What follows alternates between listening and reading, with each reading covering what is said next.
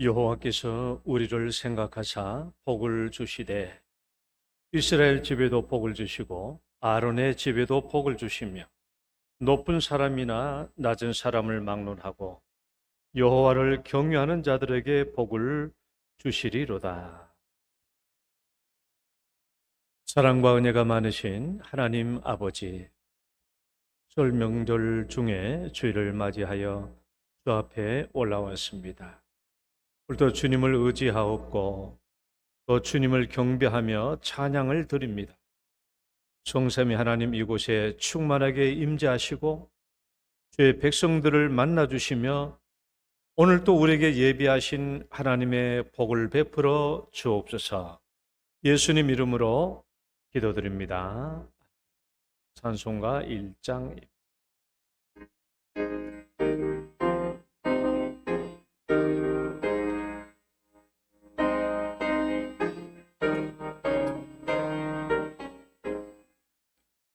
만복의 근원 하나님, 온 백성 찬송 드리고 조천사여 찬송하세.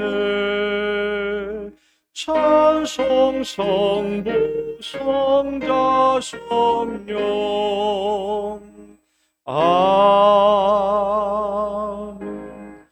신앙 고백 드리겠습니다.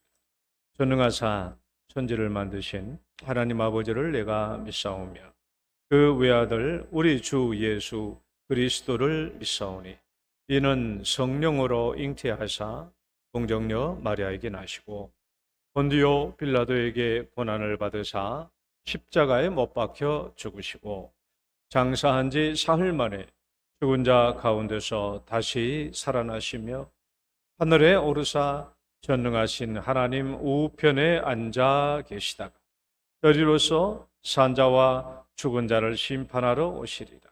성령을 믿사오니 거룩한 공예와 성도가 서로 교통하는 것과 죄를 사하여 주시는 것과 몸이 다시 사는 것과 영원히 사는 것을 믿사옵나이다. 교동문 6번입니다.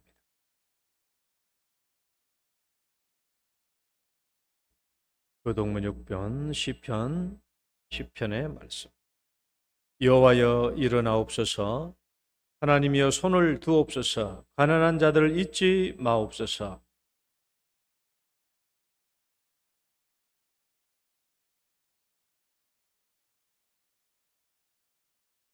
주께서는 보셨나이다. 주는 재앙과 원한을 감찰하시고 주의 손으로 갚으려 하시오니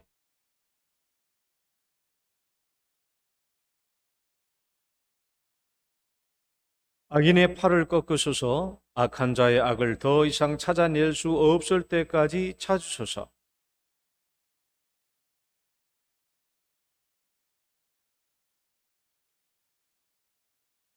여호와여 주는 겸손한 자의 소원을 들으셨사오니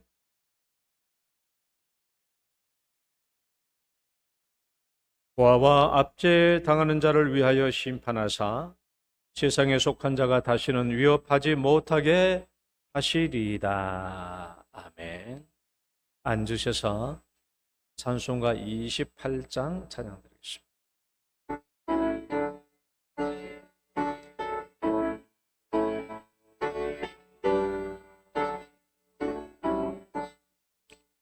복의 근원 강림하사 찬송하게 하소서. 한량 없이 자비하심 증량할 길 없도다. 천사들의 찬송가를 내게 가르치소서. 구속하신 그 사랑을 항상 찬송합니다. 주의 크신 도움 받아 이때까지 왔으니 이와 같이 천국에도 이르기를 원하네. 하나님의 품을 떠나 죄에 빠진 우리를 예수 구하시려고 보혈 흘려 주셨네. 주의 귀한 은혜 받고 일생 빚진 자 되네. 주의 은혜 사슬 되사 나를 주께 메소서. 우리 마음은 연약하여 범죄하기 쉬우니 하나님 받으시고 천국인을 치소서. 아멘. 엄창옥 장로님 기도 인도하시겠습니다.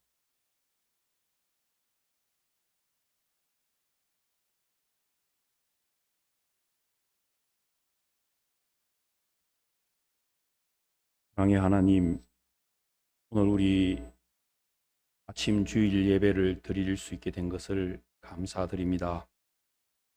특히 오늘 주일 아침 예배는 무정 첫날로 드리는 예배입니다. 그래서 우리가 진실한 마음으로 이곳에 모여서 두 손을 모았습니다. 두 손을 모은 우리 성도들 위해 하나님 용서와 자비의 축복을 기도합니다. 이제 두 손 모아 고개 숙여 기도드리는 우리 영동 성도들의 이 주일 예배를 사랑의 하나님 받아 주시옵소서. 저희들 지난 한 주간의 삶을 되돌아보게 하여 주시옵소서. 부러움도 많으며 안타까운 순간도 많았고, 또 넘어질 때마다 하늘을 바라보며 하나님께 기도드렸던 순간들도 있습니다. 이런 상처받은 영혼으로 오늘 이 자리에 고개 숙여 기도드리오니 하나님, 우리의 마음을 위로하여 주시옵소서. 하나님, 특별히 기도드리는 것은 우리 교회 안에 연로하신 성도님들이 많이 계십니다. 불편한 몸을 이끌고 주를 찾아온 분도 계시지만 몸이 연약하여 이 자리까지 올라오지 못한 성도들도 있습니다. 하나님, 그들 위에 두 다리 위에 안수하여 주시고 머리 위에 안수하시며 서리가 내린 흰 머리 위에 주님의 뜨거운 손이 안수하여 주시기를 간구합니다. 하나님, 그리고 우리 군복무로 국내외 직장 따라 출장으로 그리고 몸과 마음의 지병으로 이 자리에 함께하지 못한 우리 영동 가족들도 있습니다. 하나님, 그들에게도 오늘 우리가 하나님을 사모하는 마음과 같은 마음을 가지게 하시며 오늘 우리에게 찾아와 안수하여 주시는 성령과 같은 성령이 그 옆에 있어서 외롭지 않게 하시며 고독하지 않게 하시고 아픔에서부터 이길 수 있게 하여 주시기를 간구합니다. 내가 길이요 진리요 생명이니 나로 말미암지 않고는 아버지에게 올 자가 없다 하시는 말씀을 생각하며 오늘 주일에 목사님 말씀을 사모합니다. 하나님, 오늘 우리 목사님이 주신 우리의 말씀을 들을 때에 우리의 마음이 열리게 하여 주시옵소서. 돌같이 딱딱한 우리의 마음을 부드러워지게 하여 주시옵소서. 엉겅기같이 까칠까칠한 우리의 마음들이 눈처럼 녹아지게 하여 주시옵소서. 우리의 죄가 아무리 주홍같이 붉을지라도 눈처럼 희게 하신다는 말씀을 믿게 하여 주시옵소서. 오늘 이 예배가 그러한 예배가 되도록 하여 주시기를 간구합니다. 하나님, 말씀으로 예배드리는 여러 공간들이 있습니다. 영유아 예배가, 유초등부 예배가, 중고등부 예배가, 오후에는 대청부 예배가 주일학교 곳곳에서 열리는데 이들에게도 축복하여 주시옵소서. 말씀이 그들에게 능력이 되도록 도와주시옵소서. 말씀이 그들로 하여금 시류에 흔들리지 않도록 도와주시옵소서. 말씀이 그들의 공동체를 풍성하게 하도록 도와주시옵소서. 그들이 하여 정말 이 세상에 말라가는 이 땅에 정말 풍성한 나무가 되게 하시며 영동교회의 든든한 주춧돌이 되어서 앞으로 이 교회를 메고 가는, 그리고 하나님의 나라를 만들어가는 하나님의 든든한 사역자들이 되도록 주님 도와주시옵소서. 하나님, 이 예배가 온전해지도록 하기 위하여 보이지 않는 곳에서 수고하시는 많은 손길들이 있습니다. 하나님, 그 손길들을 기억하여 주시옵시며 그 수고가 그들에게 있어서 은혜가 되게 하시며 그들에게 있어서 감사의 기도가 되게 하여 주시옵소서. 하나님 아버지, 이 예배가 이제 시작하는 시간입니다. 하나님께서 에덴 동산을 불과 하륜금으로 지키셨듯이 이 예배에 그 어떤 사탄도 침투하지 못하도록 지켜 주시옵소서. 마음이 엉뚱한 곳에 쏠리지 않게 하시며 졸지 않게 하시며 영이 깨어 말씀을 반짝반짝 받아들일 수 있는 이 예배 시간이 될 수 있도록 주님 도와주시옵소서. 그리하여 우리가 이 예배를 마치고 났을 때에 들어올 때보다 더 하나님을 가슴으로 영으로 느끼며 기쁨으로 돌아갈 수 있도록 도와주시고 일주일 동안 그 말씀이 능능 살아나서 우리의 삶의 길이 되도록 도와주시옵소서. 오늘 이 모든 말씀을 나를 위하여 십자가 지신 구원의 예수 그리스도의 이름으로 기도드리옵나이다. 아멘.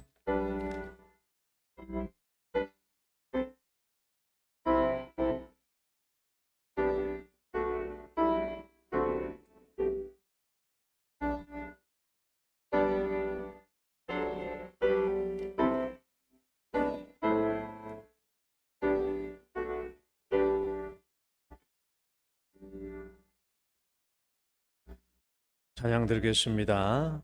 주님 한 분밖에는 아는 사람 없어요. 나는 행복해요.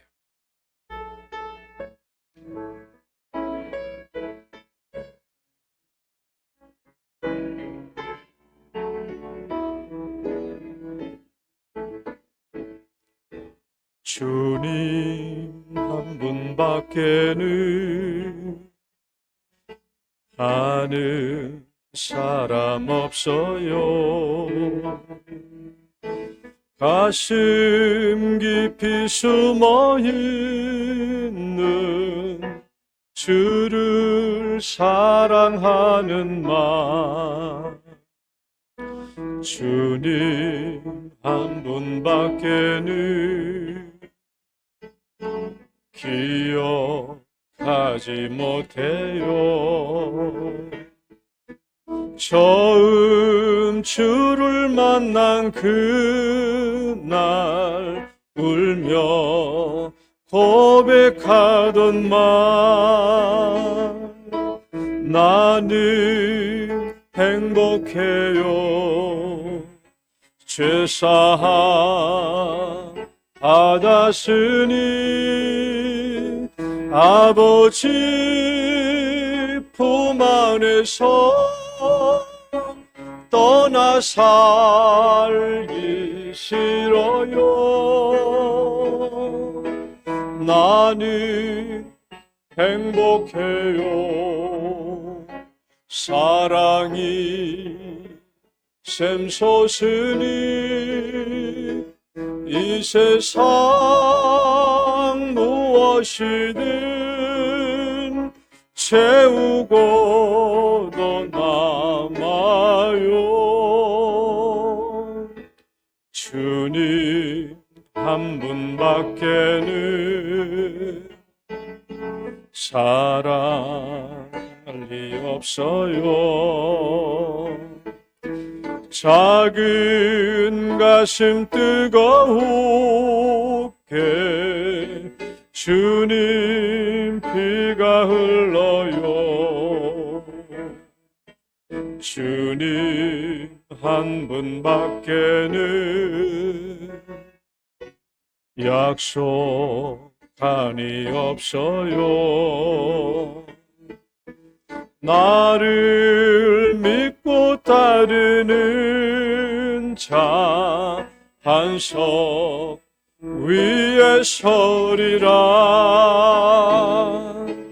나는 행복해요.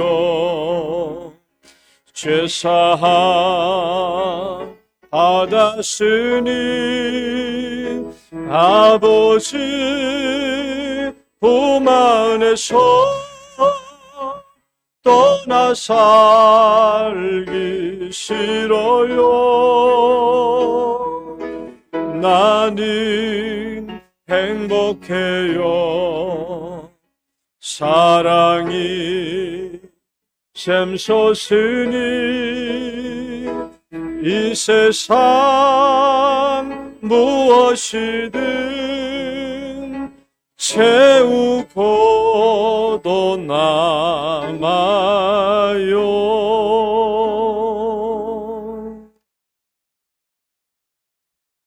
오늘 주신 말씀 시편 144편 12절에서 15절 말씀.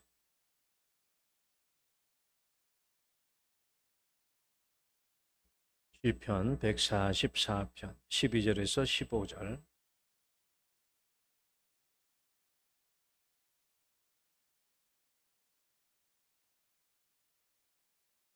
우리 한 소리로 함께 봉독합시다. 시작.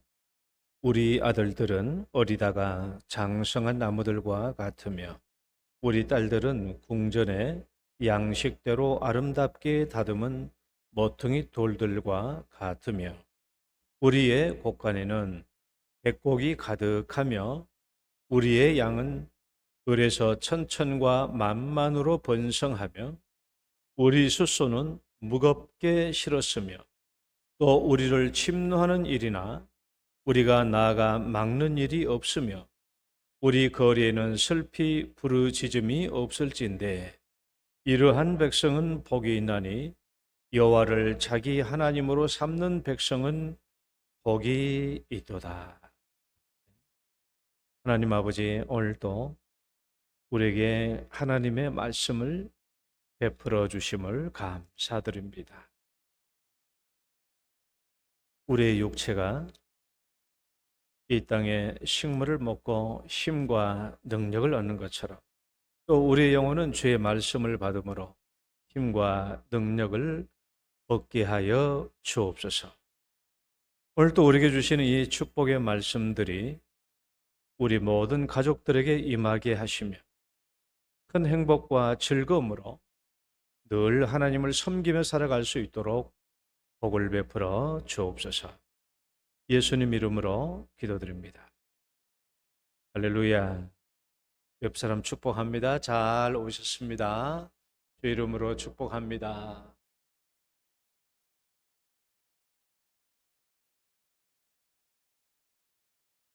명절 중에 있는데 어제까지 잘 지내셨죠? 잘 지내실 줄 믿어요. 우리 집에도 장장 14명이나 잠을 잤습니다. 그래서 저는 아마 이제 오늘 주일날이 지나야 조금 이제 쉴 것 같아요. 아무튼 아마 명절은 대부분 다 지나갔죠, 이제. 어제까지 지나갔고. 오늘부터 정신 바짝 차리고 또 믿음의 말씀으로 축복받기를 바랍니다. 오늘 우리가 본문을 이제 교독하지 않고 12절부터 15절까지 한번 쭉 같이 읽어봅시다 했어요. 그렇게 말한 이유는 이 말씀을 쭉 읽어보니까 이 말씀의 느낌이 어때요? 굉장한 축복의 말씀이잖아요, 이 말씀이. 그래서 우리가 성경을 이렇게 통독하다 보면 참 마음에 여운이 오래 남는 성경 구절들이 있는데 오늘 12절과 15절은 그런 구절이에요. 참 축복된 말씀이에요, 이 말씀.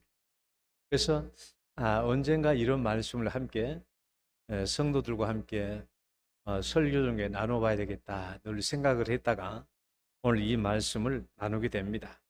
이 말씀은 어려운 게 아니고 12절은 따라봅시다. 가정과 자녀들의 축복, 13절은 물질적 풍요로움의 축복, 14절은 사회적 안녕과 평안의 축복. 그렇게 돼 있어요, 이게. 그래서 우리가 삼중 축복이다. 가정의 축복, 그렇죠? 가정의 축복, 그다음에 기업의 축복, 기업의 물질적인 축복, 기업의 축복, 또 사회적 국가적 축복. 이 삼중 축복이 이렇게 기록되어 있습니다. 아주 완전한 축복이고 이상적인 축복으로 우리에게 보여주고 있는데 여러분 이런 축복이 우리 가정에게 함께 있기를 축원합니다. 그런데 누가 이런 축복을 받는다라고 말합니까? 누가 이런 축복을 받는다고 말해요? 마지막 15절을 보면은 읽어봐요. 이러한 백성은 시작. 이러한 백성은 복이 있나니 여호와를 다시 한번 여호와를 자기 하나님으로 삼는 사람이 받는 복이에요. 그러니까 특별한 사람이 받는 축복이 아니고 특별한 능력이 있어야 받는 복이 아니고 각고의 노력과 피땀 흘리는 노력으로 이런 축복을 받는다라고 말하는 것이 아니라 여호와 하나님을 자기의 하나님으로 삼는 사람이 이런 복이 있다라고 얘기하고 있는 거예요. 하나님을 섬기는 사람은 누구에게나, 따라봅시다. 누구에게나. 하나님을 섬기는 자는 누구에게나 이런 축복을 받을 수 있다. 완전한 축복, 이상적인 축복, 이 삼중 축복을 받을 수 있다. 이런 성경 구절을 읽을 때마다 저는 하나님의 본심이 무엇인가 하는 것을 늘 느낄 수 있습니다. 하나님의 본심, 하나님의 본심. 자기를 믿고 따르는 다른 자들을 향한 하나님의 본심이 무엇인가? 여러분, 하나님의 본심은요, 우리를 고생하게 하는 게 아니에요. 하나님의 본심은 하나님을 믿고 따르는 자들이 행복한 삶을 살고 복된 삶을 살게 하려고 하는 것이 하나님의 본심입니다. 그러니까 창세기에서 하나님께서 인간을 창조하실 때부터 창세기 1장 28절에서 하나님이 그들에게 복을 주시며 그랬잖아요. 하나님이 그들에게 복을 주시며 하나님이 그들에게 이르시되. 이게 하나님의 본심이죠. 하나님은 자기 자녀들에게, 자기 백성들에게 복을 주시고 행복한 삶을 살게 하시는 것이 하나님의 본심입니다. 그렇다면 이제 오늘 나와 있는 이 말씀을 가지고 하나님의 축복이 어떤 것인지 좀 세밀하게 살펴보도록 하겠습니다. 이 3종 축복은 우리가 누려야 할 축복입니다. 따라해 봅시다. 우리가 누려야 할 축복. 가정과 자녀가 잘 되는 축복. 오늘 이게 12절 첫 번째 말씀이거든요. 자녀가 잘 되어야 축복된 가정입니다. 12절 말씀을 다시 한번 읽어봅시다. 우리 아들들은 시작. 우리 아들들은 어리다가 장성한 나무들과 같으며 우리 딸들은 궁전의 양식대로 아름답게 다듬은 모퉁이 돌과 같으며. 다시 한번 읽어봐요. 우리 아들들은, 다시 한번, 우리 아들들은, 우리 딸들은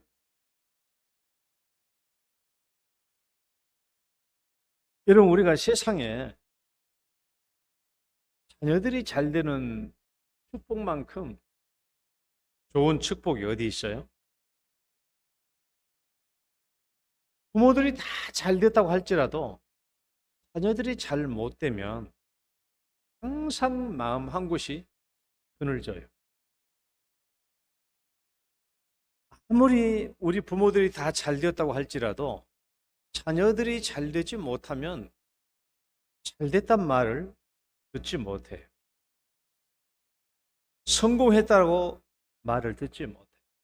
그러나 부모님들이 참 고생하고 힘들게 살아도 자녀들이 잘 됐으면은 그래도 잘 됐다, 성공했다, 그런 말을 듣습니다.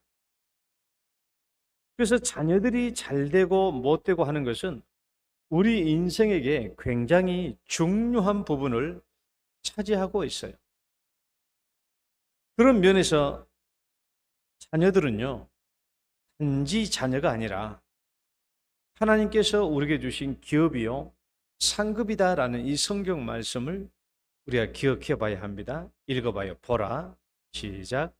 보라. 자식들은 여호와의 기업이요, 해의 열매는 그의 상급이로다. 자식들은 그냥 자식이 아니에요. 우리에게 상급으로 주셨고 우리에게 기업이 되신다라는 말입니다.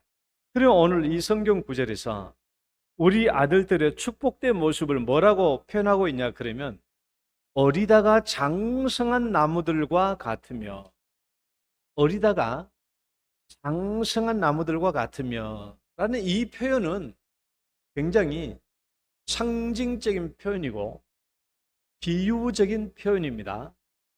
그러니까 우리 손재는 장로님이 시를 쓰실 때 누구나 쉽게 알 수 있도록 시를 쓰지 않아요. 그럼 초등학교 1학년 수준이 되니까.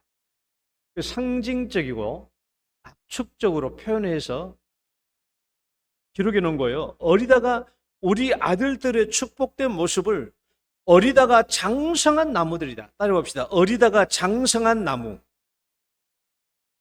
우리 아들들의 축복된 모습을 이렇게 기록해 놨어요. 이게 무슨 말인가? 제가 세 가지로 압축되고 비유적이고 상징적인 말이니까 제가 이것을 풀어서 세 가지로 설명해 드릴게요. 첫 번째는요, 우리 아들들이 신앙적인 축복을 받았다는 것을 의미해요. 어리다가 잘 자랐다는 것은 성장했다는 말이거든요. 나무가 우리나라는 아니지만은 이스라엘 같은 나라, 물이 별로 없는 이스라엘 같은 나라에서 나무가 잘 자랐다는 말은요, 나무가 시냇가에, 물가에 잘 뿌리를 내렸다는 것을 의미해요. 그러니까 우리가 시편 1편 3절 말씀을 한번 읽어볼까요? 그는 시작. 그는 시냇가에 심겨진 나무가 철을 따라 열매를 맺으며 그 잎사귀가 마르지 아니함 같으니 그가 하는 모든 일이 다 형통하리로다. 나무가 잘 자란 것은 시냇가에 심겨진 나무라는 거예요. 근데 여러분 시편 1편을 읽을 때 시냇가에 심겨진 나무라고 생각하면 안 됩니다. 그것은요, 나무를 말하는 것이지 우리를 말하는 게 아니에요. 그러니까 시편의 1편의 그 말씀은 나무가 잘 자란다는 말이 아니고 우리 그리스도인이, 우리 자녀들이 하나님의 말씀에 뿌리를 내렸더니 이 나무가 잘 자라서 많은 열매를 맺게 되었다라는 것을 우리에게 말해주는 거예요. 그러니까 어리다가 장성했다라는 이 말은 우리 자녀들이 하나님의 말씀에 뿌리를 놓고 잘 자랐다, 성장했다라는 것을 의미해요. 그러니까 이 말씀에 어리다가 장성했다라는 이 말의 첫 번째 중요한 의미는 우리 자녀들이 영적으로, 신앙적으로 성장했다, 신앙의 축복을 말하는 거예요. 여러분, 우리가 자녀들을 볼 때 우리 자녀들이 믿음으로 잘 자라고 신앙적으로 잘 자란 자녀들을 볼 때 얼마나 기분이 좋고 즐겁습니까? 이게 얼마나 큰 축복입니까? 나는 우리 손재련 장로님 앞에 앉아 있지만 우리 손재련 장로님 서린이 결이 신앙적으로 성장하고 성숙한 거 난 참 부럽더라고요. 정말 부러워요. 이제 장로님, 원사님 이제 기도한 열매가 곧 맺을 것 같은데 우리 장로님 제 앞에서 맹세를 해야 돼요. 열매를 맺으면 10분의 1은 문목사한테 주겠습니다. 그러면 하나님이 빨리 줄 것 같은데 이 맹세를 안 하네. 아마 이제 축복이 이만큼 쌓여서 요가잖아요. 이만큼 쌓이는데 분명히 우리 서린이 결이 하나님께서 굉장한 은혜와 축복으로 아마 쏟아지는 그날이 올 줄 믿습니다. 두 번째는요, 육체적, 인격적인 축복을 의미해요. 육체적이고 인격적인 축복. 육체적으로도 잘 자란 것을 얘기하고요, 인격적으로도 잘 자란 것을 얘기해요. 이제는 어린 나무 가지들은 바람에도 쓰러지고 들짐승이 밟아도 밟혀 죽지만은 이제 이 나무들이 잘 자란 거예요. 튼튼하게 잘 자랐어요. 육체적으로도 잘 자랐고 인격적으로도 아주 잘 자랐어요. 잘 자랐습니다. 그래서 어리다가 장성한 나무라고 말한 거예요. 여러분, 육체적으로만 잘 자랐다고 해가지고 장성한 나무라고 말하는 게 아니에요. 아무리 육체적으로 잘 자랐다고 할지라도 인격적으로 망나니가 되면은 어리다가 잘 자랐다 그렇게 말하지 않습니다. 이 두 번째 축복의 의미는 육체적이고 인격적인 축복을 의미해요. 아주 아름답게 잘 자란 거예요. 셋째는요, 열매를 맺는 축복을 의미해요. 어리다가 장성했다. 여러분, 아무리 나무가 자라도 열매를 맺지 못하면 쓸모없어요. 하나님께서 주신 우리 자녀의 좋은 축복은 기업이 되고 우리의 상급이 된다라는 것입니다. 여러분, 우리 자녀들은 잘 자라서 반드시 열매를 맺게 되는 줄 믿으시기 바라요. 우리 부모의 노력도 있지만은 하나님께서 우리 자녀들을 마침내 열매를 잘 맺을 수 있는 그런 자녀들로 열매 맺는 길로 우리 하나님께서 인도하여 주신다라는 축복입니다. 이것이 우리의 아들들이 잘 되는 축복의 모습이 기록되어 있고요. 그 다음에 우리 딸들의 축복된 모습은 어떠한가? 오늘 또 이 말씀을 보면 궁전의 양식대로 아름답게 다듬은 모퉁이 돌들과 같으며, 이것도 상징적이고 비유적인 표현이죠. 뭐뭐 같다라고 그랬잖아요. 우리 딸들의 축복된 모습도 제가 세 가지로 풀어서 설명해 볼 수 있습니다. 첫 번째는요, 왕 같은 고귀한 신분의 축복이에요. 따라봅시다. 고귀한 신분의 축복. 오늘 성경 말씀은 궁전의 양식이라고 그랬잖아요. 궁전의 삶을 얘기해요. 우리 딸들은 저 시골이 아니라 궁전의 양식, 그러니까 궁전에 털을 두고 있는 우리 자녀들입니다. 공주와 같아요. 귀하게 아름답게 자란 혈통의 신분들입니다. 왜? 하나님의 딸들이잖아요. 하나님의 딸들이에요. 그러니까 우리 자녀들은요, 존귀한 딸들이에요. 귀하고 아름다운 딸들입니다. 귀족들보다 더 상귀족이에요. 하나님의 존귀한 딸들이기 때문에 이렇게 표현해 놓은 거예요. 여러분, 우리 자녀들 하나님의 귀한 딸들인 줄 믿으시기 바라요. 하나님의 딸들이에요. 존귀해요. 그러면 둘째, 읽어봐요. 우한, 시작.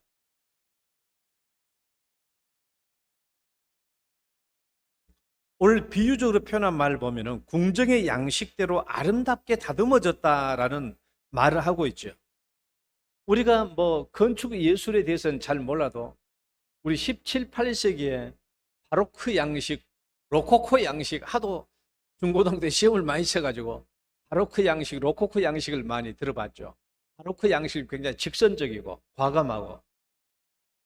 그러나 로코코 양식은 어때요? 굉장히 로코코 양식은 우아하고 아름답잖아요. 창틀이며 어디 보면은 굉장히 장식과 치장을 많이 해놓고 뭐 어린 애기 동상을 또 그거 많이 심어놓고 우리가 유럽에 가보면은 그 옛날 뭐 몇백 년 전에 그 건물들 가보면 얼마나 장식들이 많이 되어 있습니까 이게. 그러니까 그런 건물 저런 건물을 어떻게 저렇게 수놓아서 저렇게 아름다운 건물을 지었을까. 그러니까 저런 건물을 지을 때 몇백 년 들이는 것이 맞기는 맞는 것 같아요. 그렇죠. 그래서 지금 우리 딸들이 그렇다는 거예요. 그 기둥을 아름답게 다듬고 장식한 것처럼 우리 딸들이 이렇게 아름답다라는 것을 얘기하고 있는 겁니다. 그러니까 우리 딸들은 육체적으로도 아름다울 뿐만 아니라 내적인 아름다움도 겸비되어 있다라는 거예요. 우리 딸들이 잘하긴 잘했지만은 여러분 내적인 아름다움이 없다면 이렇게 표현하지는 않겠죠. 그래서 오늘 우리 딸들의 아름다움은 외적인 아름다움과 영적인 아름다움을 겸비한 축복을 받고 있다라고 얘기합니다. 셋째는요, 현숙한 여인으로 성장한 축복을 의미해요. 우리 딸들을 뭐라고 했냐 그러면 결국은 모퉁이 돌들로 기록해요. 모퉁이 돌들인데 궁전에 있는 건물의 양쪽에 네 기둥을 말해요. 네 기둥을 말하는 겁니다. 그러니까 우리의 자녀들이 궁전의 네 기둥에 아주 잘 자리 잡고 위치해 있는 것을 이렇게 얘기해 놓고 있는 거예요. 궁전 안에서 자리를 잘 잡았다라는 것이죠. 그러니까 이것은 뭘 의미하냐 그러면 출가를 앞두고 있는 딸들의 현숙한 여인의 모습을 상징하고 있는 거예요. 그러니까 무슨 말인가 하면은 이제 우리 딸들은 어디로 출가해도 자기의 자리를 잘 잡고 가정을 잘 이끌어갈 수 있는 현숙한 여인으로 준비되어 있다라는 것을 의미한 겁니다. 그러니까 우리에게 주어진 이 고귀한 우리 자녀들, 신분에 지는 딸들, 외적으로도 아름답고 내적으로도 아름다운 딸들, 또 언제든지 출가해도 가정을 잘 이루어갈 수 있는 현숙한 아내로 준비되어 있는 딸들이라는 것이. 이 딸들이 얼마나 훌륭합니까? 여러분, 이 딸들이 이런 축복의 모습을 지니고 있는 것은 물론 부모님들이 사랑으로 양육한 것도 있지만은 그러나 하나님을 믿고 섬길 때 하나님께서는 우리 딸들을 이렇게 아름다운 모습으로 가꾸어 주신다라는 것이 이 말씀이에요. 두 번째 축복은요, 물질적, 경제적 풍요를 누리는 축복이에요. 물질적, 경제적. 여러분, 물질적인 축복은 절대로 가볍게 여겨서는 안 됩니다. 물질적인 축복을 절대로 가볍게 여겨서는 안 돼요. 우리 중에는 물질의 축복을 가볍게 여기시는 분들이 있어요. 물질의 축복을 우리가 하나님 앞에서 축복을 받고 산다라고 했을 때 물질의 축복을 가볍게 생각해서는 안 돼요. 반드시 물질의 축복은 하나님께서 우리에게 주시고자 하는 축복 중에 한 가지. 왜 그런가? 사람은 영혼으로만 사는 게 아니에요. 하나님은 우리에게 육체를 주셨기 때문에 그래요. 육체를 주셨기 때문에 우리에게 물질적인 풍요로움이 굉장히 중요한 한 축을 담당하고 있다는 것을 알아야 합니다. 육체가 없으면 상관이 없겠지만, 그럼 우리에게 육체가 있잖아요. 그리고 제가 늘 얘기했지만, 우리 육체가 어떤 육체라고요? 하나님께서 이 세상을 창조하신 천지 창조의 축복을 잘 누릴 수 있도록 만들어진 기관이 우리의 육체예요. 하나님께서 창조하신 모든 만물을 잘 누릴 수 있도록 만들어 주신 게 우리 육체라고요. 그러니까 음식, 과일이나 알곡이나 모든 백곡이나 모든 것을 다 받아 누릴 수 있도록 창조된 게 우리 육체. 그래서 우리는 물질의 축복을 가볍게 생각해서는 안 됩니다. 이 말을 무슨 말이냐 그러면, 물론 내가 물질의 축복을 누리는 것 중요하지만은 내가 물질의 축복을 가볍게 여겨서는 안 된다고 하는 말은 그런 말이 아니라, 다른 사람도 물질의 축복을 받는 데 관심을 가져줘야 된다는 걸 제가 말하려고 하는 거예요. 여러분, 우리가 다 자기 자신 잘 먹고 잘 사는 거 추구 안 하는 사람 누가 있어요? 그게 아니라 우리 주변에도 잘 먹고 잘 살아야 된다라는 거예요. 우리 모든 사람들이. 그것도 우리가 함께 관심을 가져야 된다라는 말입니다. 자, 이제 우리 13절부터 14절 한번 읽어봅시다. 우리의 곳간에는. 시작.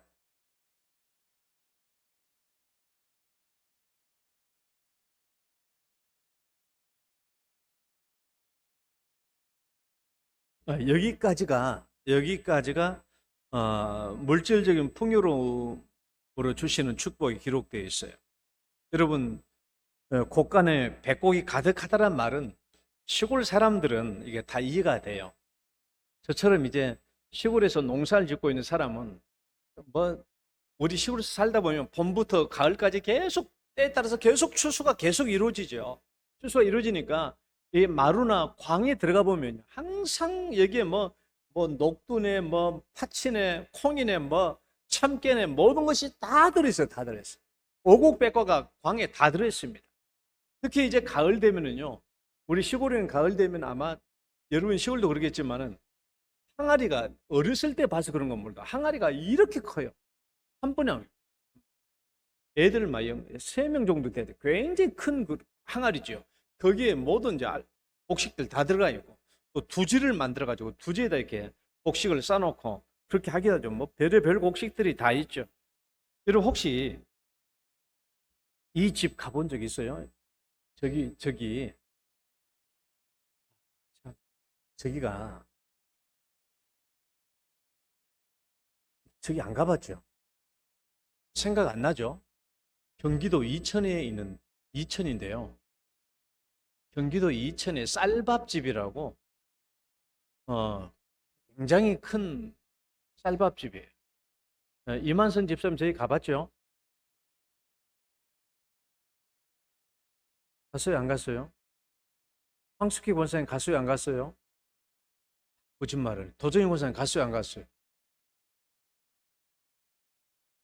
거짓말을 잘하나? 아니, 한종배 전도사님이 전도사 때 졸업해가지고 통신대 신대원 졸업할 때 저기 가서 점심 사줬잖아. 이천 쌀밥집 가가지고 뭘 줘도 알고 먹어야지 참. 한종배 목사님이 신대원 3학년 졸업할 때 점심 사준다고 끌고 간 것이 딱 갔더니 저 집. 저 집이 뭐냐 그러면 나란님 이천 쌀밥집인데요. 저기 가보면 오곡백과라는 말이 절로 나와요. 쌀밥 한 상을 차려주는데 반찬이요, 수십 가지가 나오는 거예요. 수십 가지. 이건 다 먹지도 못할 판국이야. 그런데 저게 수십 가지 반찬이 나오고, 그걸 딱 보면은, 야, 진짜 오곡백과라는 말이 절로 나오는 집이에요. 어디에 있다고요? 성경 말씀 오늘 시편 144편을 잊어먹어도 좋지만은 저 경기도 이천 쌀밥집은 잊어먹으면 안 돼요. 한번 오곡백과라는 것이 한번 이게 느낌을 가지려면 이 집을 한번 가봐요. 엄청나게 많은 반찬이 이렇게 옵니다. 그러니까 쉽게 말하면 나란님 쌀밥집인데 저기 가서 앉아보면 아, 내가 참 임금 같다라는 생각이 들어요. 대단한 쌀밥집입니다. 이런 오곡백과가 우리에게 풍성하고 양떼나 소떼나 가축이 번성을 하고 있고 우리의 손은 술에 곡물을 가득 실었다. 우리 시골에 소가 끌고 가면 술에 가득 실었다. 얼마나 풍성한 추수와 열매를 의미합니까? 물론 우리는 도시 생활하기 때문에 이런 뭐 양떼와 소떼도 없고 소에 가득 실은 곡물도 없겠지만은 그러나 하나님께서는 우리의 도시 생활 중에서도 이런 축복을 우리에게 베풀어 주신다라고 얘기하는 겁니다. 그다음에 세 번째는요, 국가적 사회적 평안의 축복. 여러분 생각을 해봐요. 자, 14절 읽어봐요. 또 우리를 시작. 또 우리를 침노하는 일이나 우리가 나아가 막는 일이 없으며 우리 거리는 슬피 부르짐이 없을진데 라는 이 말씀을 보면요, 이 세 번째 축복을 보면은 전쟁이 없다. 국가적 사회적으로 전쟁이 없다. 평안하다. 그죠? 이런 우리가 아무리 자식이 잘 되고 내가 물질적인 풍요를 누린다고 할지라도 전쟁 한번 터지면요, 끝입니다. 전쟁 한번 터지면 우리 자식들 다시 징병으로 끌려가야 돼요. 언제 죽을지 몰라요. 경제 그냥 폭망합니다. 아무리 자식 잘 돼도 물질적인 풍요를 누리고 있어도 전쟁이 일어나면 끝이에요. 지금 우크라이나하고 러시아 전쟁에서 얼마나 많은 사람들이 죽어요. 거기 가봤죠. 그 사람들, 젊은 사람들만 전쟁에 나간 게 아니에요. 우크라이나를 보면은 뭐 40대, 50대들 가가지고 전쟁하고 있고 남자, 여자 불문하고 전쟁하고 있지 않아요? 그리고 많은 사람이 죽어요. 전쟁하니까 폭격으로 아파트가 부서지고 전기가 끊기고 이 추운 겨울날 저들이 어떻게 살까 우리가 뉴스 보면서 그런 걱정하지 않습니까?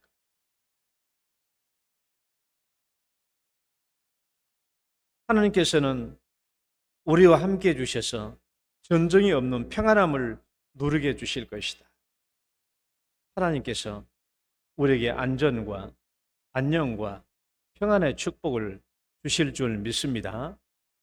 그런데 저는요, 이 세 가지 축복을 내가 그냥 설명을 했어요. 문제는 이겁니다. 여러분, 이 삼중 축복이 나와 있는데 이 축복을 보면서 우리는 반드시 두 가지의 질문을 던져야 돼요. 저는 이제 설교가 지금 시작하는 거예요. 이 세 가지 삼중 축복을 놓고 우리는 반드시 두 가지 질문을 던져야 됩니다. 첫 번째, 도대체 이 축복이 어떻게 나온 축복인가? 도대체 이 축복이 어떻게 나온 축복인가? 그다음에 두 번째, 이 축복이 지금 나에게 누려지고 있는가? 이 축복이 나에게 누려지고 있는가? 이 두 가지를 질문해야 돼요. 그래야 이 말씀을 올바르게 우리가 받아들일 수 있습니다. 첫 번째 질문, 도대체 이 축복이 어떻게 나온 축복이냐? 시편 144편 12절부터 15절 말씀에 이 축복이 나왔는데 도대체 이 축복이 어떻게 나온 거지? 어떻게 나온 거야 도대체? 시편 144편을 잘 읽어보면요, 12절부터 15절에 나와 있는 이 축복은 1절부터 11절에 의해서 탄생된 거예요. 그러니까 1절부터 11절에 의해서 12절부터 15절까지의 축복이 나온 거예요. 그러니까 1절부터 11절까지의 내용이 이 축복에 대해 잉태한 것입니다. 잉태의 요인이 되는 거예요. 그러니까 1절부터 11절은 누구냐? 다윗이거든요. 주인공이 다윗이에요. 다윗이 쓴 시라고 그랬잖아요. 그리고 10절 말씀 보면은 그의 종 다윗이라고 이름이 나와요. 12절부터 15절에 나오는 이 축복을 누가 만들어내느냐? 다윗이 만들어낸 것이에요. 다윗이 하나님을 찬송하고 하나님의 말씀대로 잘 훈련받고 양육받고 하나님과 밀접한 하나님을 의지하며 살면서, 그리고 하나님께서 다윗의 삶에 개입해 주시기를 기도하면서 그다음에 이방인의 원수를 물리치는 과정에서 그리고 온전한 승리를 이루면서 나타나는 게 12절부터 15절까지의 축복입니다. 축복이에요. 그러니까 다윗이 헌신적인 노력과 헌신적인 하나님을 믿고 의지하면서 만들어낸 것이 12절부터 15절까지 나타난 다윗의 공동체의 축복입니다. 그러니까 1절부터 11절까지는 계속 주어가 나야 나. 나, 내, 나 그렇게 나와 있지만은 12절부터는 우리예요, 주어가. 무슨 말인가 하면 1절부터 11절까지는 다윗의 힘든 노력과 힘들게 고생해서 만들어낸 것이 12절부터 15절 다윗의 공동체의 축복으로 나타나는 거예요. 그래서 시편 144편은요 이렇게 설명돼요. 메시아에 의해서 탄생된 축복 공동체라는 또 다른 주제예요. 무슨 말인가 하면은 1절부터 12절까지 다윗이 노력하고 다윗이 애써서 만들어 놓은 축복의 공동체는 다윗은 누구를 예표합니까? 예수를 예표하잖아요. 메시아 예수를 예표하기 때문에 144편은 메시아의 노력에 의해서 만들어진 축복된 공동체라는 거예요. 다윗의 노력은 메시아의 예수님의 사역의 노력에 의해서, 그리고 12절부터 15절은 다윗이 만든 축복 공동체, 또 예수님으로 말하면 예수님의 사역에 의해서 만들어진 축복 공동체, 하나님 나라의 공동체라는 거예요. 이렇게 만들어진 축복의 공동체입니다. 그러니까 오늘 12절부터 15절에 나와 있는 이 축복의 성격을 보면요, 굉장히 이상적이고 완성된 축복을 이야기하고 있어요. 그러니까 신명기 28장에서 말하는 축복이 아니에요. 이것은 이상적이고 완성된 축복이에요. 따라해봐요. 주어진 축복, 선물의 축복, 되어 있는 축복. 이것은 내가 막 노력해가지고 성취해 얻을 수 있는 축복을 말하는 게 아니에요. 12절부터 15절은 내가 열심히 노력하고 피땀 흘려 얻을 수 있는 축복을 말하는 게 아니고 다윗에 의해서 만들어진 거예요. 내 노력과는 상관이 없이 다윗이 노력해서 우리로 하여금 이런 축복 공동체에 속하게 해주신 거예요. 예수님의 사역에 의해서 내가 이런 하나님 나라의 축복 속에 들어와 살 수 있다는 거예요. 그러니까 이 축복은 내가 노력하고 수고해서 만들어낸 축복이라는 의미가 아니라 이미 나에게 주어진 축복이에요. 예수님의 사역으로 나에게 주어진 축복이에요. 그러니까 선물의 축복이에요. 되어져 있는 축복이에요. 내가 만들어내는 축복을 말하는 게 아니에요. 그러니까 오늘 12절부터 15절까지의 말씀을 보면은 이 모든 표현들 보면 동적인 표현이냐 아니면 정적인 표현이냐 그러면은 여러분 시인이 보면 어때요? 12절과 15절은 동적인 표현이 아니라 되어져 있는 상태의 표현이에요. 이것은 이상적인 축복의 공동체, 이상적이고 완성된 축복을 우리에게 보여준 거예요. 그 다음에 이 두 번째 축복의 성격은 뭐냐 그러면 약속된 축복이고 성취해야 할 축복을 상징합니다. 자, 둘째는 한번 읽어봐요. 시작. 무슨 말인가 하면은 다윗이 만들어 놓은 축복이고 오늘날 우리로 말하면 예수님에 의해서 약속된 축복이에요. 너희들 하나님 잘 믿고 예수 믿고 구원 잘 받으면 이런 축복 속에 거할 수 있다라는 약속이거든요. 이것은 내가 열심히 해서 이런 축복을 얻는다는 말이 아니고 예수님에 의해서 만들어진 축복이에요. 선물로 주어진 축복이야. 그것은 우리에게 약속된 축복이에요. 동시에 이것은 이제 약속되었다고 한다면 이제는 우리가 이것을 내 삶 속에 이루어져 있는가 하는 것을 질문해 봐야 돼요. 이게 두 번째 질문입니다. 아니 이런 축복이 약속되어져 있다면 두 번째 내가 해야 될 질문이 뭐냐 그러면 그러면 나는 이런 축복을 지금 누리고 있나? 아니 여기서 약속된 이런 축복을 지금 내가 누리고 있는가? 우리 자녀들의 축복? 물질적인 풍요로움의 축복? 평안과 안녕의 축복? 이런 축복을 누리고 있는가 하는 것을 질문해 봐야 되겠죠. 그리고 내 자신과 비교해 보면 어떤 부분은 이런 축복을 받고 있지만은 어떤 부분은 이런 축복을 받지 못하고 있는 부분도 있겠죠. 그러면 이것은 축복의 약속인데, 약속된 축복인데, 그럼 나는 왜 이것을 못 얻고 있지? 내 삶 속에서 왜 이런 축복이 온전히 이루어지지 못하고 있나 하는 것을 잘 살펴보고 우리는 이 질문을 통해서 대답을 얻어야 돼요. 쉽게 말하면 이제 이 축복을 완성해 가려면 내가 어떻게 해야 될 것인가? 나는 이 약속된 축복에 미치지 못해, 일차지 못해. 그러면 이 약속된 축복을 내가 성취하려면 어떻게 해야 될 것인가 하는 것이 오늘 질문이에요. 이 축복을 완성해 가려면 따라와요. 자기 하나님으로 삼으라. 자기 하나님으로 삼으라는 거예요. 오늘 말씀이 그래요. 이 축복을 완성해 가려면 한마디로 말하면 해답은 하나님을, 여호와를 자기 하나님으로 삼으라라는 것입니다. 하나님을 자기 하나님으로 삼는 첫 번째 길이 뭐냐? 1번 읽어봐요. 하나님 가르침 시작. 하나님의 가르침을 잘 배우라. 왜? 1절 말씀이 그거거든요. 읽어봐요. 나의 반석이신 시작. 나의 반석이신 여호와를 찬송하리로다. 그가 내 손을 가르쳐 싸우게 하시며 손가락을 가르쳐 전쟁하게 하시는도다. 다윗은 하나님으로부터 모든 것을 배웁니다. 훈련을 받죠. 다윗은 모든 면에서 하나님이 가르쳐 주신 대로 지도를 받아요. 가르친다. 라마드라는 이 말은 가르치다, 배우다, 훈련하다라는 뜻입니다. 다윗의 일생을 보면은 하나님께 훈련을 받잖아요. 하나님께 배운 대로 하잖아요.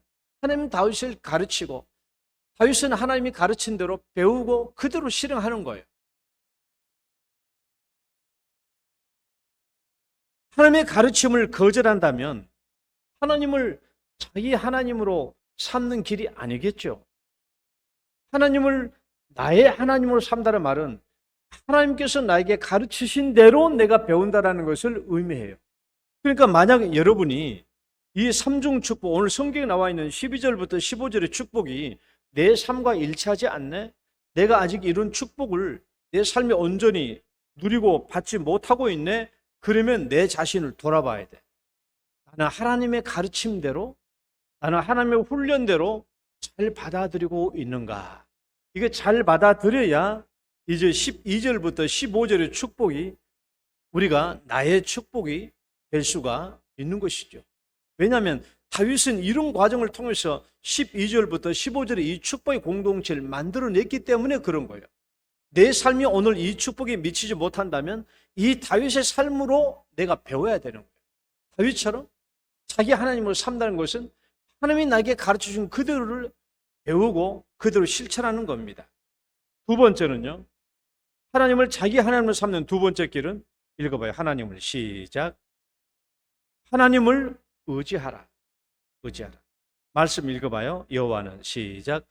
여호와는 나의 사랑이시요 나의 요새이시요 나의 산성이시요 나를 건지시는 이시요 나의 방패이시니 내가 그에게 피하였고 그가 내 백성을 내게 복종하게 하시나이다. 이 말씀을 보면은 다윗은 하나님과 철저한 관계 속에서 하나님을 의지했다는 것을 알 수 있죠.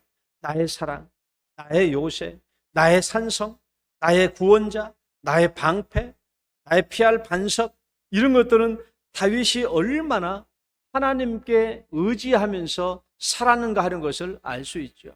골리앗과 싸울 때도 그렇고 사울에게 10년 동안 핍박받고 피할 때도 그렇고 이방 민족들과 전쟁할 때도 싸울 때도 하나님을 의지했죠. 그 결과 다윗이 이런 축복의 공동체를 만들어 냈다라는 것입니다. 그러니까 여러분, 만약 오늘 나의 삶에 오늘 12절로 15절에 나와 있는 이 삼중 축복이, 이 약속된 축복이 내 안에서 이루어지지 않고 있다면 우리는 다윗의 이 삶을 다시 훑어봐야 돼. 나도 이렇게 하나님을 고백할 수 있나? 나의 요새, 하나님은 나의 사랑, 하나님은 나의 반석, 하나님은 나의 구원자, 이런 고백을 할 수 있는가? 왜냐하면 이런 고백 속에서 12절과 15절에 축복된 공동체가 형성되었기 때문에 그래요. 오늘날도 우리가 이런 축복, 삼중 축복을 성취하려면 다윗처럼 하나님을 전심으로 의지하는 신앙이 우리 안에서 이루어져야 하는 것입니다. 세 번째, 읽어봐요. 시작. 자신의 연약함을 인정하고 내 인생에 하나님의 개입을 요청하라. 다시 한번 내 인생에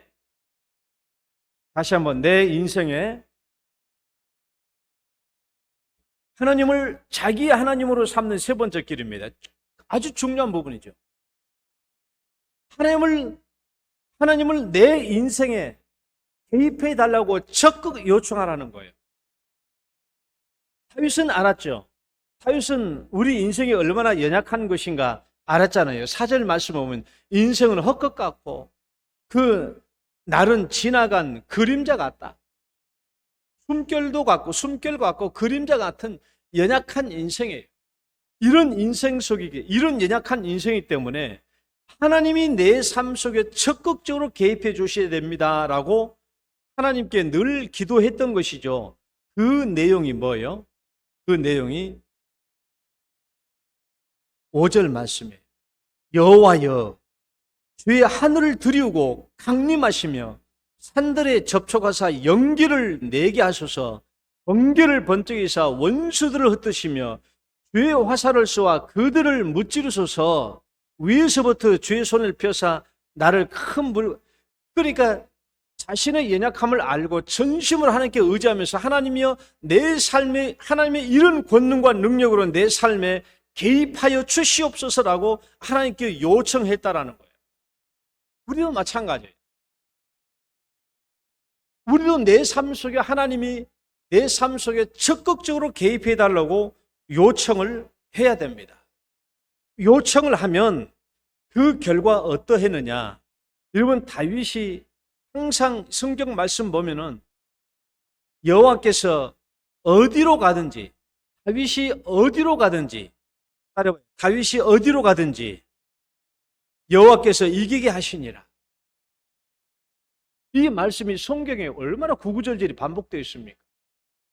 다윗이 어디로 가든지 하나님께서 이기게 하셨어요. 하나님이 적극 다윗의 삶에 개입되기를 요청하신 것처럼 여러분 오늘날 우리들도 오늘 12절부터 15절의 이 축복의 말씀들이 약속으로 주어졌는데 나는 어떤 부분들이 이 축복을 못 받고 있나? 나는 그런 부분이 있다면 여러분 제발 하나님께서 이 영역에 여러분에게 물질의 영역에 축복을 못 받고 있습니까? 그러면 하나님께 전심으로 매달려서 하나님이 이 부분에 내 삶에 적극적으로 개입해 주십시오라고 간절히 기도하고 또 간구하라는 거예요. 내 자녀들이 안 됐다면 전심으로 이 문제, 자녀들 문제 하나님이 개입해 주셔서 이 문제를 해결해 달라고 기도하시라고. 그래야 하나님께서 우리에게 이 약속된 축복이 우리 안에 성취될 수 있다라는 것입니다. 그래야 우리의 부족한 축복이 완성될 수 있습니다. 마지막 네 번째 한번 읽어볼까요? 하나님께 시작.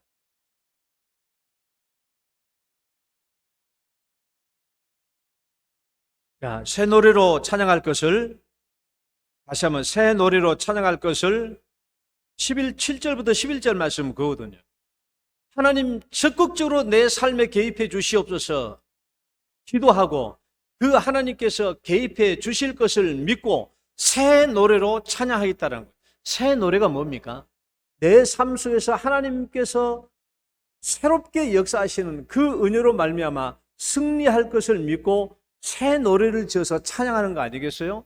하나님께서 내 삶 속에 역사해 주실 것이다 를 믿고 새 노래로 찬양하는 거예요. 그리고 실제로 그렇게 된 것입니다. 그래서 큰 물과 이방인의 손에 억눌림을 당하고 있었지만은 다윗은 하나님이 자기 삶에 개입하셔서 이 문제를 해결해 주실 것을 믿고 새 노래를 불러서 하나님께 찬양 드리겠다라고 서원을 했어요. 여러분 그렇게 해서 이루어지는 그 축복의 공동체가 12절로 15절의 공동체. 여러분 오늘날 우리들도 우리의 삶 속에 불안정한 온전한 축복이 이루어지지 못하고 있다고 한다면 우리도 이 다윗의 삶을 되돌아보고 우리의 삶 속에 부족한 부분을 하나님께 내어놓고 기도하면서 하나님께서 이 부분을 이루어 주실 줄 믿습니다 라고 새 노래를 부르고 하나님께 찬송하고 기도하고 나간다면 반드시 하나님께서 오늘 여기 있는 이 3종 축복을 우리에게 주실 줄 믿습니다. 가정과 자녀들의 축복, 물질적 풍요로움의 축복, 사회적 평안과 안녕의 축복, 여러분 이것을 우리에게 주실 줄 믿고 여러분 각자의 어느 영역에서 이 축복된 약속에 미치지 못한 것을 살펴보시고 그 영역에 적극적으로 하나님을 개입하셔서 개입해달라고 요청하시면서 요청하시라고 요청을 적극적으로 개입해달라고 요청하시라고. 그러면 하나님이 가시죠. 하나님이 가셔서 그 문제를 해결해 주시지 않겠어요? 나는 해결해 주시라고 믿어요. 만약에 여러분 가정에 어려운 일이 있어가지고요, 문 목사한테 요청해, 문 목사님 우리 가정 지금 요 문제가 있는데 오셔서 좀 신방에서 좀 기도 좀 해 주십사 하면요, 문 목사는 여러분 첫 번째 요청하면 잘 안 갑니다. 왜? 그래서 별로 성품이 좋아서 그냥 쉽게 가지를 않아요. 그러나 여러분들이 목사 한 번만 좀 오셔서 좀 신방해 주시고 좀 예배 좀 들어 주십시오. 한 두 번, 세 번 하면 갑니다. 아무리 못된 나도 가요. 그러나 하나님은 사람보다 훨씬 좋으신 분이잖아요. 여러분의 삶 속에 해결되지 않는 부분이 있으면 그냥 놔두지 말고 적극적으로 하나님을 오시도록 개입을 요청하셔서 기도하심으로 여러분 내 부족한 삶에 있어서 연약한 부분에 축복이 있다면 반드시 성취하고 이루시기를 주의 이름으로 축복합니다. 기도합시다. 하나님 아버지 감사합니다.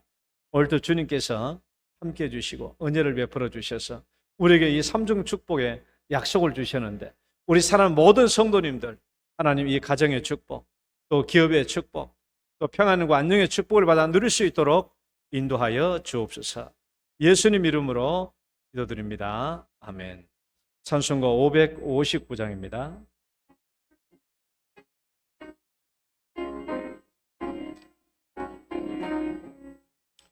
사철의 봄바람 불어있고 하나님 아버지 모셨으니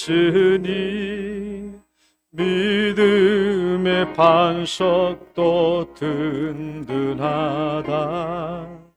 우리 집 즐거운 동산이라. 고마워라 임마누엘 예수만 섬기는 우리 집. 고마워라 임마누엘 복되고 즐거운 하루하루. 어버이 우리를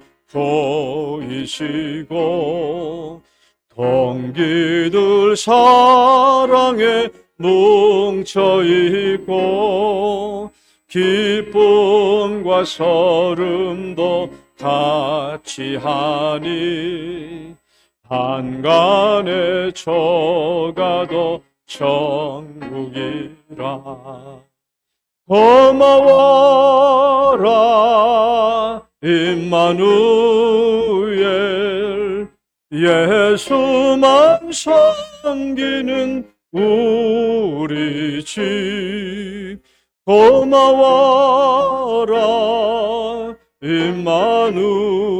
임마누엘 복되고 즐거운 하루하루. 아침과 저녁에 수고하여 다 같이 일하는 온 식구가 한 상에 둘러서 먹고 마셔. 여기가 우리의 낙원이라. 고마워라 임마누엘 섬기는 우리 집. 고마워라 임마누엘 복되고 즐거운 하루하루. 하나님 아버지 감사합니다. 명절 중에 주일 맞아서 또 주 앞에 올라왔습니다. 오늘도 주 앞에 올려드리는 이 11조 예물, 이 복된 예물 주님께서 기뻐 받으시고 큰 영광과 또 큰 기쁨으로 거두어 주옵소서. 11조에 드리는 이 손길들 위해 축복하사 강건케 하옵시고 또 가정마다 주님께서 약속해 주신 물질의 축복도 넘치게 허락하여 주시옵소서. 가정마다 하나님께서 기도한 대로 응답해 주시고 자녀들을 형통한 길로 축복하여 주옵소서. 또 여러 가지 감사의 점으로 주 앞에 예물 드립니다. 이 감사 예물 위에도 큰 기쁨으로 거둬주시며 특별한 기도 제목 위에 응답해 주시고 함께하여 주옵소서. 성교구제 건축 헌금 위에도 주님께서 제목대로 주의 영광 나타나게 하여 주시옵소서. 오늘도 주 앞에 나와서 예배 드리며 머리 숙인 사랑하는 모든 성도님들 하나님께서 함께하여 주시고 큰 은혜를 베풀어 주시며 마음속에 간절한 기도 제목 하나님을 적극적으로 내 삶에 개입하사 응답하여 주옵소서. 기도할 때 우리 하나님 함께해 주시며 응답하여 주옵소서. 연약한 육체로 오늘도 교회 나오지 못하고 가정과 요양병원에서 머물러 계시는 우리 성도님들, 우리 성령께서 한 가지로 은혜를 베풀어 주시옵소서. 예수님 이름으로 기도드립니다.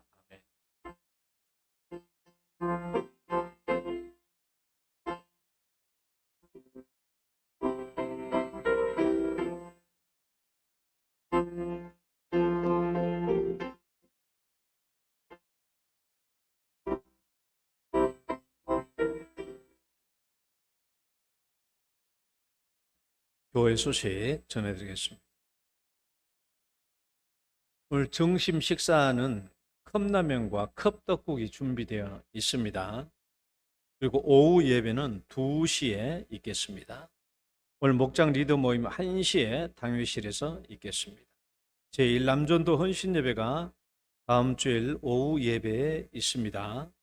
또 금요기도에 있으니까 많이 참여해 주시길 바라고요. 마을 문화교실을 이제 3월 달부터 시작합니다. 그래서 목회 스페셜란을 보시면 3월부터 시작되는 마을 문화교실, 오카리나 배우기, 동요 가요 성악 부르기, 교양 인문학 산책이 매주 화요일마다 10시, 3시, 화요일 저녁 7시에 있습니다. 7시에 있으니까 많이 홍보도 해주시고 또 우리 성도들도 함께 참여해서 또 이 마을 문화교실이 잘 이루어질 수 있도록 또 기도해 주시기를 바랍니다. 교사 붕에 있겠고요. 요람 제작에 많이 참여해 주시기를 바랍니다.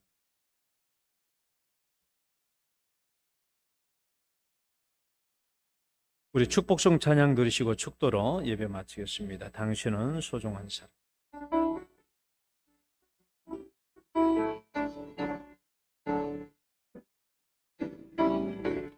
당신은 소중한 사람, 당신은 존귀한 사람, 이 세상에 하나뿐인 당신이 내겐 너무나도 소중한 사람. 그런 당신을 사랑해요. 그런 당신을 축복해요. 사랑받기에 합당한 당신을 주의 이름으로 주의 이름으로 축복합니다. 주의 이름으로 축복합니다.